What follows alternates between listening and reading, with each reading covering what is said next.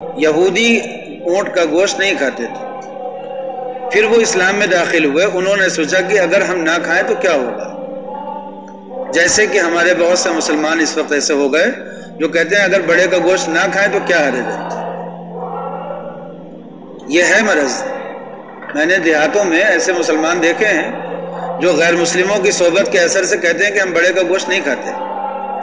اگر ڈاکٹر نے منع کیا ہو علاج کے طور پر تو کچھ الگ بات ہے، لیکن اگر کھا سکتے ہوں اور وہ اس وجہ سے نہ کھائیں کہ اس میں جیو ہتیا ہے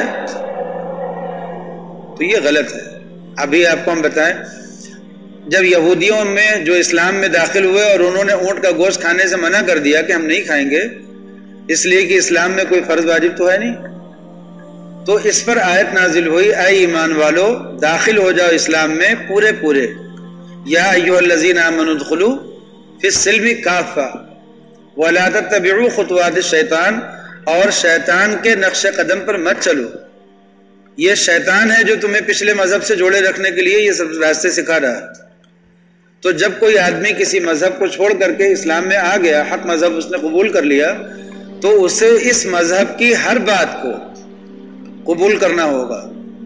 وہ یہ سوچے کہ کچھ وہاں کی بھی رکھیں اور کچھ یہاں کی بھی رکھیں، یہ دو راستہ جو ہے، دو ناؤ پر اپنے پاؤں رکھنے کی اجازت نہیں ہے اسلام میں۔ دو رخی نہیں کر سکتا اسلام میں آنے کے بعد۔ تو اس لیے اس مسئلے کو خوب سمجھیے گا کہ ہم نے جو ذات برادری کا اصول نکالا ہے کہاں سے لیا ہے؟ اپنے پڑوسیوں سے لے لیا، وہاں سے اسلام میں داخل تو ہو گئے لیکن اسلام کے پورے اثرات اپنے اندر نہیں منتقل کیے، کچھ وہاں کی چیز باقی رہنے دی، انہی میں سے یہ ذات برادری کی تحقیر کا نظام ہے۔ اسلام میں تحقیر کا نظام نہیں ہے۔ عرب میں جہاں اسلام حقیقت میں آیا پہلے سب سے، عرب میں اس وقت بھی کوئی آدمی کسی کو پیشے کی بنیاد پر تحقیر نہیں کرتا، اس وقت بھی نہیں کرتا۔ جو بڑا ہی ہوگا وہ جیسے ڈاکٹر اپنے نام کے ساتھ ڈاکٹر لکھتا ہے نا تاکہ لوگوں کو پتہ چلے کہ میں ڈاکٹر ہوں، اگر بیٹا انجینئر ہو جائے گا تو ڈاکٹر لکھ سکتا ہے؟ بیٹا انجینئر بن گیا تو وہ اپنے نام کے آگے انجینئر لکھے گا، اور اس کا ایک بھائی جو ہے وہ وکیل بن گیا تو وکیل لکھے گا۔ ایسے ہی عرب میں اگر کوئی آدمی بڑھئی ہے تو وہ اپنے نام کے آگے جو بورڈ لگاتا ہے اپنے مکان پر وہ نجار لکھ دیتا ہے کہ ہم فلاں نجار ہے۔ وہ بڑھئی ہونے کو ذرا بھی تحقیر نہ اپنے لیے سمجھتا ہے نہ دوسرے لوگ اس کو تحقیر سے دیکھتے ہیں۔ پیشہ ہے بھائی، ایک صنعت ہے، ایک کام ہے، اس کام کی بنیاد پر ایک انسان کی تحقیر کیسے ہو جائے گی؟ شمس الائمہ حلوانی کا قصہ ہم نے بتایا تھا، کتنے بڑے عالم تھے، حلوائی کے بیٹے تھے، لیکن حلوائی کا پیشہ کوئی برا ہوتا ہے کیا؟ کوئی تحقیر ہے؟ غیر مسلموں میں حلوائی ایک تحقیر کا پیشہ ہو سکتا ہے، لیکن اسلام میں تو حلوائی کوئی تحقیر کا پیشہ نہیں ہے۔ تحقیر کا پیشہ وہی ہو سکتا ہے جس کے اندر گندگی ہو، جس کے اندر بد اخلاقی ہو، یعنی اس پیشے کے لوازم میں سے ہو کہ بد اخلاق ہو جائے آدمی۔ جیسے نبی کریم صلی اللہ علیہ وسلم نے فرمایا کہ دیکھو ان جانوروں کے ساتھ اگر کوئی آدمی رہتا ہے تو اس کے اخلاق اچھے ہو جاتے ہیں، اور اگر ان جانوروں کے ساتھ کوئی رہتا ہے تو اس کے اخلاق میں خرابی آ جاتی ہے۔ تو اس کا مطلب یہ ہے کہ کچھ جانور ایسے ہوتے ہیں جن کے ساتھ رہنے سہنے سے آدمی کے اخلاق خراب ہو جاتے ہیں۔ ایسے ہی اگر کوئی پیشہ بھی ہو کہ اس پیشے کو اختیار کرنے سے اخلاق میں کمی آتی ہو، گالی گلوچ کی عادت پڑ جائے، برا بھلا کہنے کی۔ اب ہمارے وہاں کولڈ اسٹور میں جتنے پلودار ہوتے ہیں جو مالٹ ہوتے ہیں یہ سب کے سب دارو پیتے ہیں، اگر ان کو سمجھایا جائے کہ مت پیو تو کہتے ہیں کہ نہ پیئیں تو کام کیسے کریں۔ یہاں ہمارے وہاں جو آئے بہار سے کاریگر آئے کام کرنے کے لیے تو مسلمان تھے سب کے ساتھ، ان کو جب بٹھال کر کے ہم نے بات کی، ہم نے کہا کہ دیکھو یہ جو مزدوری کرتے ہو کماتے ہو یہ سب دنیا میں استعمال کرو گے تم بھی اور تمہارے بچے بھی، آخرت میں کیا فائدہ ہوگا اس کا؟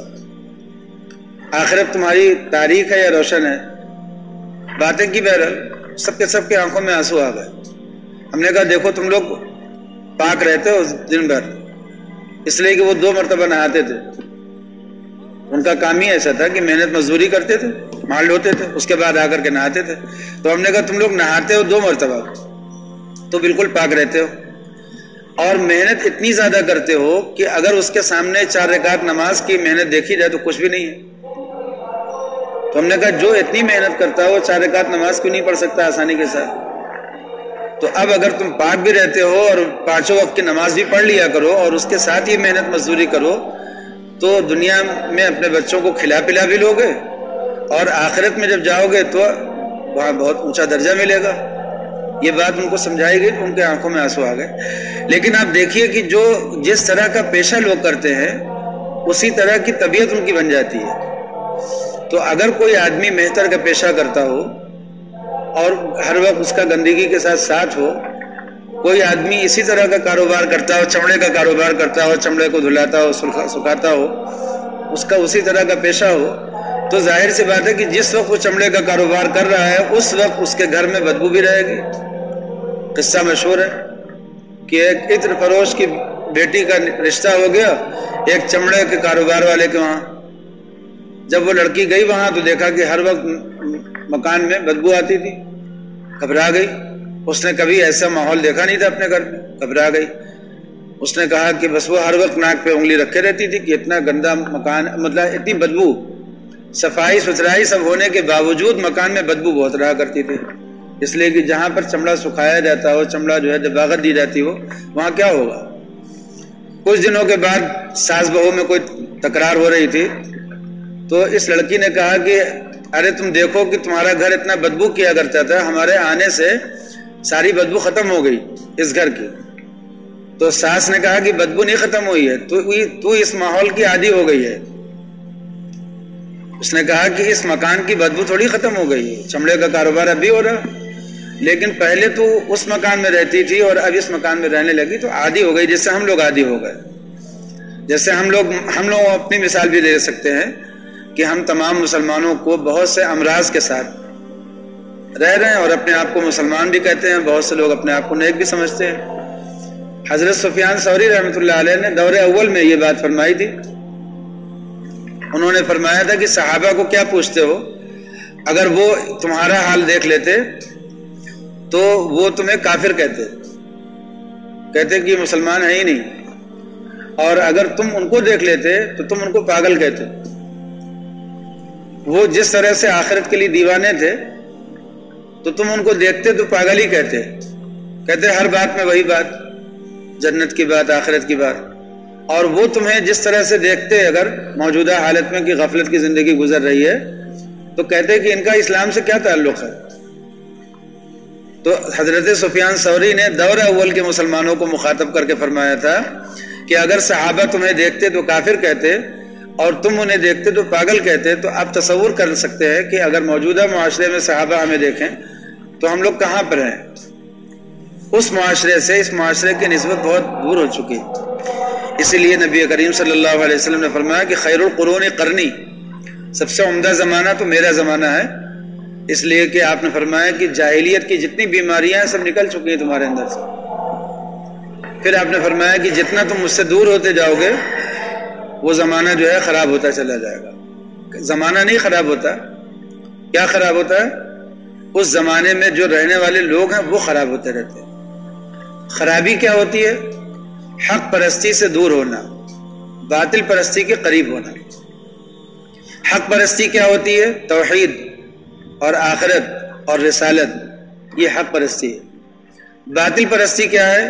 ان سب سے غافل ہو کر کے اپنی زندگی گزارنا. توحید سے غافل ہو جائے، آخرت سے غافل ہو جائے، رسالت سے غافل ہو جائے، سنت کا طریقہ چھوڑ دے اور زندگی کو اس لیے گزارے کہ ہمیں زندہ ہی رہنا ہے، کبھی مرنا نہیں ہے. اسی کو کہتے ہیں باطل پرستی.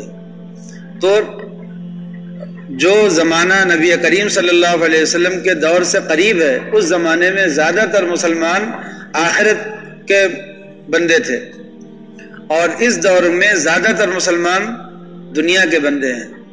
آخرت کے بندے بہت کم ہیں. بہت سے لوگ ایسے بھی ہیں کہ جو بظاہر دیندار ہیں لیکن ان کی بھی دینداری حقیقت میں اپنی جاہ کے لیے ہے یا دنیا ہی کے لیے ہے. آخرت کے بندے بہت کم ہیں، اور جب آخرت کے بندے کم ہو جائیں معاشرے میں تو مسلمانوں کو بحیثیت مجموعی کامیابی کی امید بھی بہت کم ہو جاتی ہے. اس لیے کہ کامیابی کا مدار تو اس پر تھا کہ اللہ کے کچھ بندے آخرت کے ہو جائے. اگر کچھ ہو جائے تو بھی کامیابی ہو جائے گی.